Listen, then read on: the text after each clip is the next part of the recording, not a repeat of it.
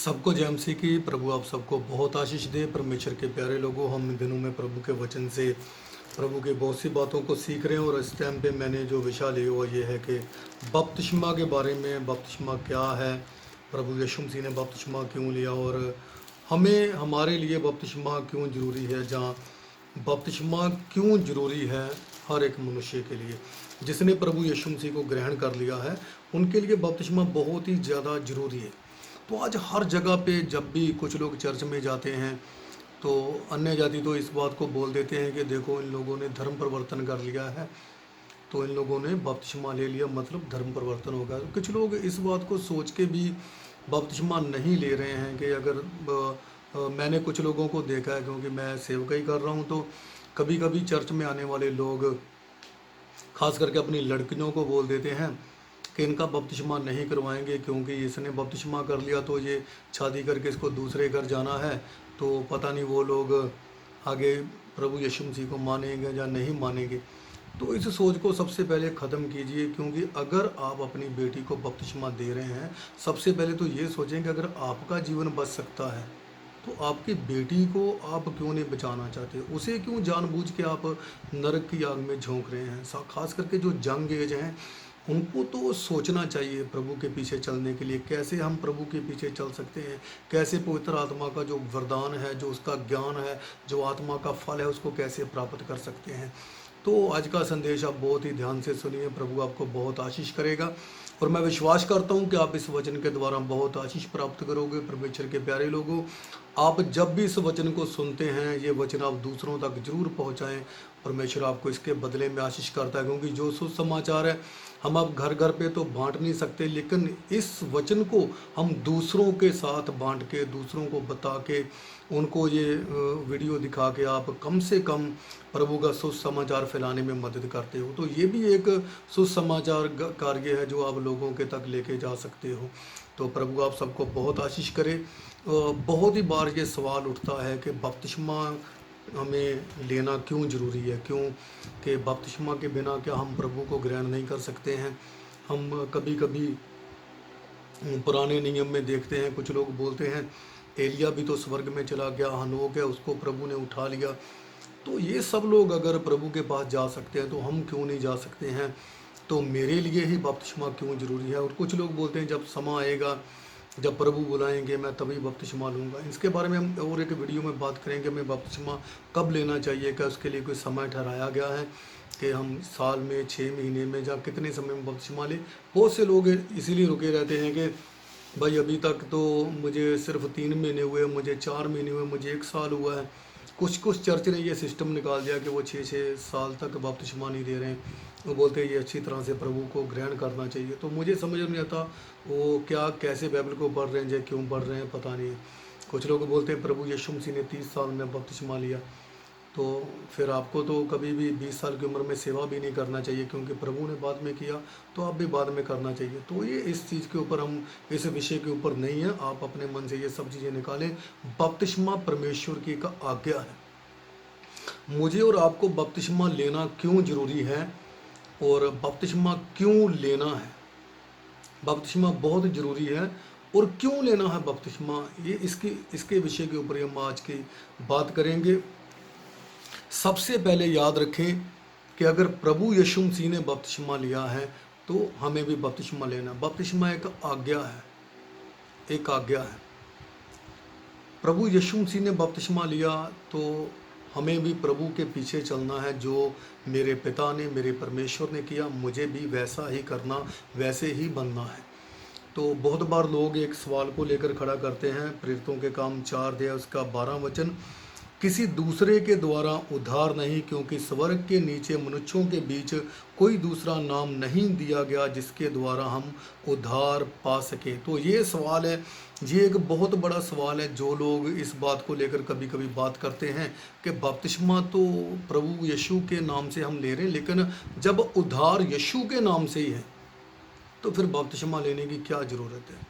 और कुछ लोग तो ये भी बोलते हैं कि जो पानी का बपतिस्मा है वो बंद हो चुका है, प्रभु यीशु मसीह के जाने के बाद पानी के बपतिस्मे नहीं हुए। तो हम इसके विषय में बात करेंगे आगे चलकर, लेकिन सबसे पहले याद रखें बपतिस्मा एक चिन्ह है हमारे लिए।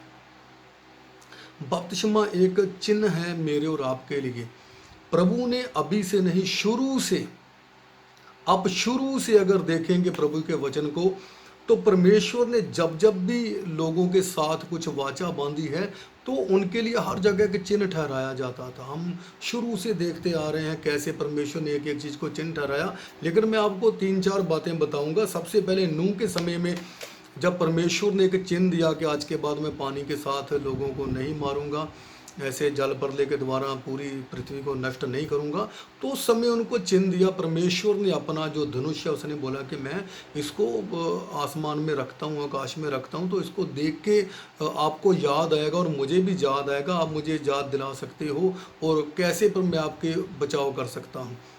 तो ये एक चिन्ह था, ये पूरी सृष्टि के लिए एक चिन्ह बन गया कि जब भी आप सोचते होंगे जब भी बारिश होता है तो उस टाइम पे वो हमें परमेश्वर का धनुष जब दिखाई देता है तो हम सोचते उसी टाइम अब बारिश नहीं होगी, क्योंकि परमेश्वर ने वो धनुष को देखा और उसको याद आया कि अब पूरी सृष्टि को नाश नहीं करना है।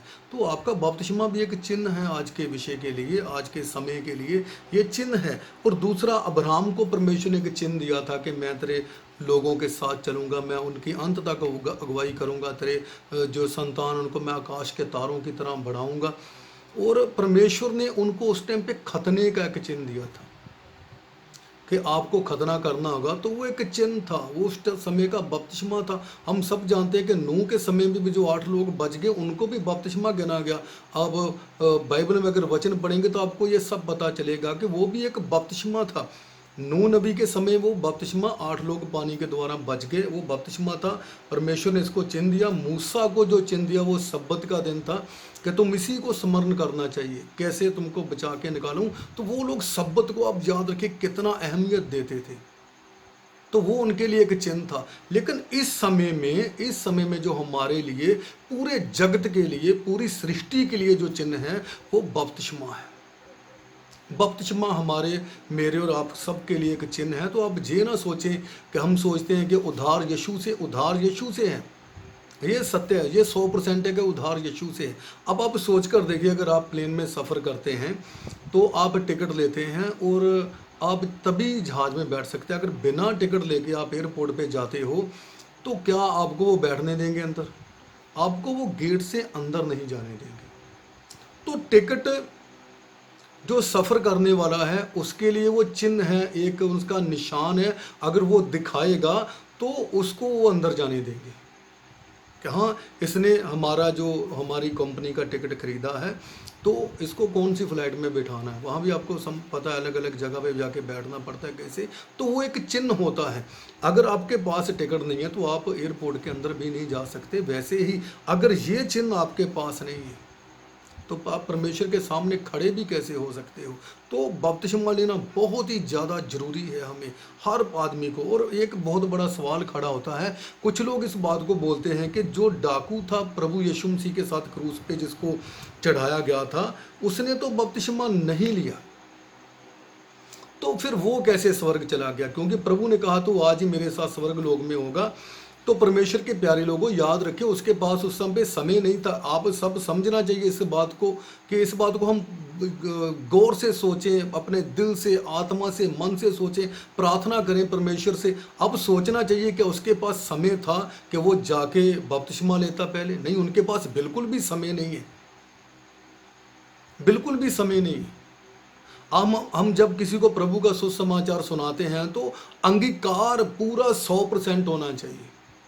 तो प्रभु यीशु मसीह ने देखा था, उसका अंगीकार है वो 100% है। लेकिन इसका मतलब ये नहीं कि आप बोलें कि मैंने तो अंगीकार किया है, 100% है, मैं पूरा विश्वास करता हूँ, मैंने पूरा जीवन प्रभु को दे दिया तो मैं बिना बपतिस्मा लिए। नहीं, अगर आपके पास समय है तो आपको लेना चाहिए। लेकिन अगर आप आज ही दुनिया छोड़ रहे हो, आज ही आपको प्रभु के बारे में पता चला, लेकिन आपने पूरा जीवन प्रभु को दे दिया। आप सोचिए, आपको कोई सुसमाचार देने आया और उसी दिन आपकी मृत्यु भी होती है। सुबह आपने सुसमाचार सुना और आपने उसी समय अपना पूरा जीवन प्रभु को दे दिया, और जैसे ही आपने प्रभु का वचन सुनने के बाद आपने सुबह सुना, लेकिन शाम को पता चला कि जिस आदमी ने सुसमाचार सुना उसकी मृत्यु हो जाती है। तो याद रखें परमेश्वर के प्यारे लोगों, ये 100% है कि जब उसने अंगीकार कर लिया, उसने पूरा जीवन प्रभु को दे दिया, तो वो स्वर्ग राज्य के जोग बनता है। लेकिन याद रखें, अगर वो जिंदा रहता तो उसको बपतिस्मा लेना पड़ता है। अगर आप जीवित हैं तो आपको बपतिस्मा लेना चाहिए। हालेलुया। अगर उस डाकू ने बपतिस्मा नहीं लिया, लेकिन वो उसके पास समय नहीं है, समय नहीं, लेकिन आपके पास समय है। आप अपना चिन्ह परमेश्वर को दिखा सकते हैं। वो साथ में क्रूज पे चढ़ा था। अब सोच के देखे, उसके जो पास वाला था दूसरा डाकू, वो कहाँ गया। आप सोच सकते हैं कि क्या वो स्वर्ग में गया? क्या उसको स्वर्ग में जाने की इजाज़त मिली? क्या वो जा सकता था? बिल्कुल भी नहीं जा सकता था, वो नहीं जा सकता था। लेकिन उस समय उसने पूरा 100% जीवन प्रभु को दे दिया, और परमेश्वर ने उसको उसी टाइम वो स्थान दिया जो मेरे और आपके लिए भी तैयार हुआ है। लेकिन अब बात आती है कि अगर आप विश्वास करते हैं तो आपको बपतिस्मा लेना चाहिए, क्योंकि बपतिस्मा विश्वास का है। विश्वास प्लस बपतिस्मा, अगर आप विश्वास करते हो, प्रभु यीशु मसीह की आज्ञा है, प्रभु यीशु मसीह की आज्ञा है। प्रभु ने साफ साफ कहा है कि अगर कोई विश्वास करता है, जो कोई भी विश्वास करे वो बपतिस्मा ले, जो कोई भी। तो आप सोचिए, आप चर्च में जा रहे हैं, आपको कितना समय हो गया, लेकिन आप बोलते मैं विश्वास करता हूं प्रभु में पूरा पूरा। तो मैं आपके लिए, आप मरकुस में पढ़ सकते हैं इस वचन को। आपको हमेशा याद रखना चाहिए कि प्रभु क्या कहते हैं बपतिस्मे के बारे में, परमेश्वर की इच्छा क्या है। अगर आप विश्वास करते हैं तो आपका विश्वास तब तक व्यर्थ है जब तक आप परमेश्वर की आज्ञा को नहीं मान रहे हैं, और आज्ञा मानना सबसे ज़्यादा जरूरी है। और आज्ञा अगर आपके जीवन में नहीं है तो आप कुछ भी करें। याद रखें, प्रभु यीशु मसीह ने मरकुस 16 वचन में कहा, जो विश्वास करे और बपतिस्मा ले उसी का उद्धार होगा।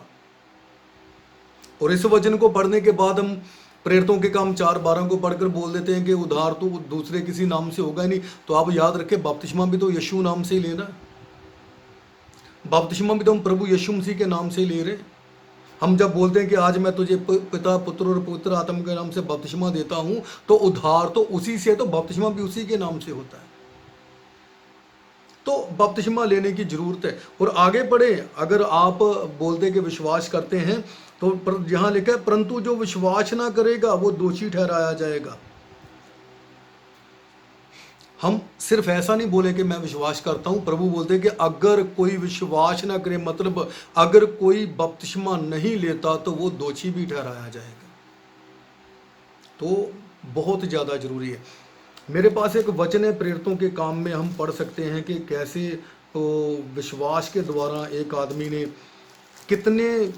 कैसे बपतिस्मा ले लिया। 8 अध्याय उसका आप पढ़ सकते हैं, 36 वचन, 36 वचन। मार्ग में चलते हुए वो किसी जल की जगह पहुंचे, तब खोजे ने कहा, देख जहां जल है, अब मुझे बपतिस्मा लेने में क्या रोक है। सोचें, इस आदमी को कितना समय हुआ, कैसे प्रभु का सुसमाचार सुना। और आगे याद रखें, परमेश्वर का दास फिलिप्पुस क्या कहता है। फिलिप्पुस ने कहा, यदि तू सारे मन से विश्वास करता, यदि तू सारे मन से विश्वास करता है तो ले सकता है। हाँ?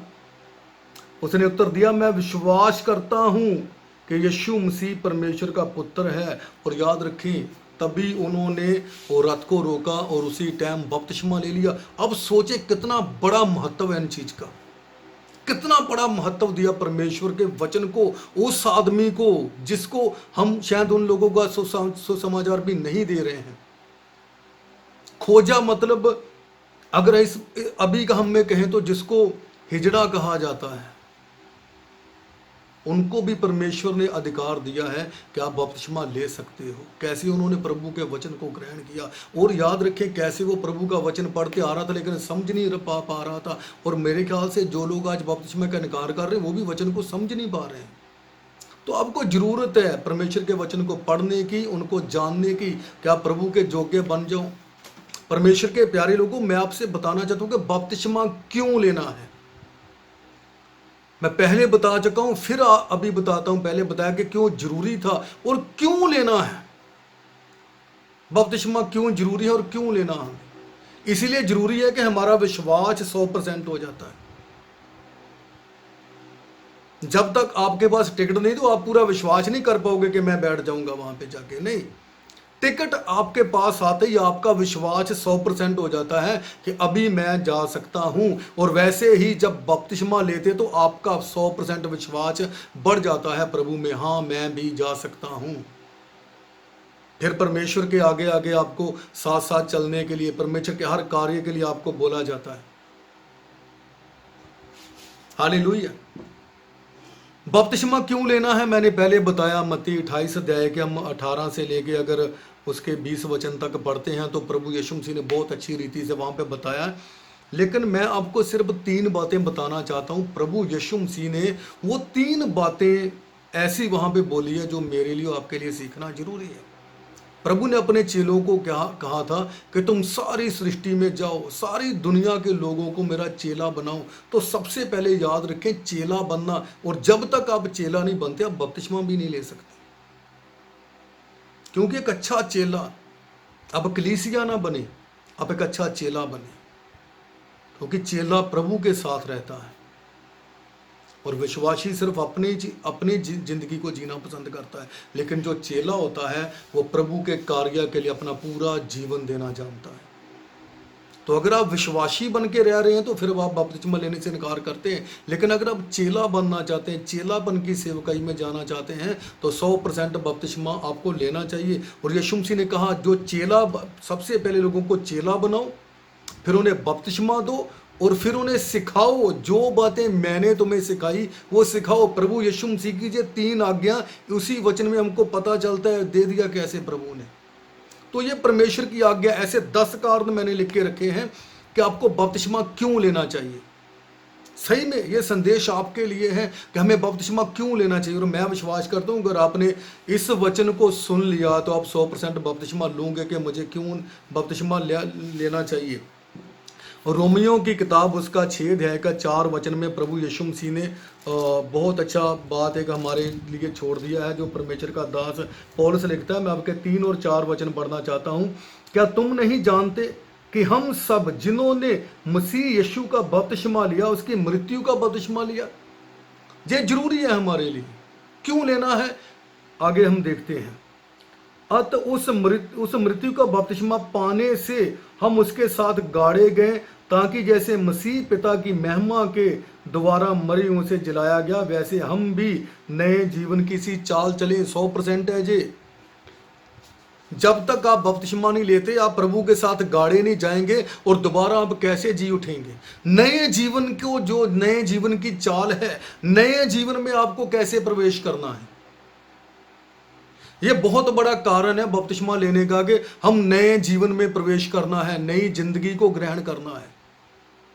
तो आपको बपतिस्मा लेना चाहिए।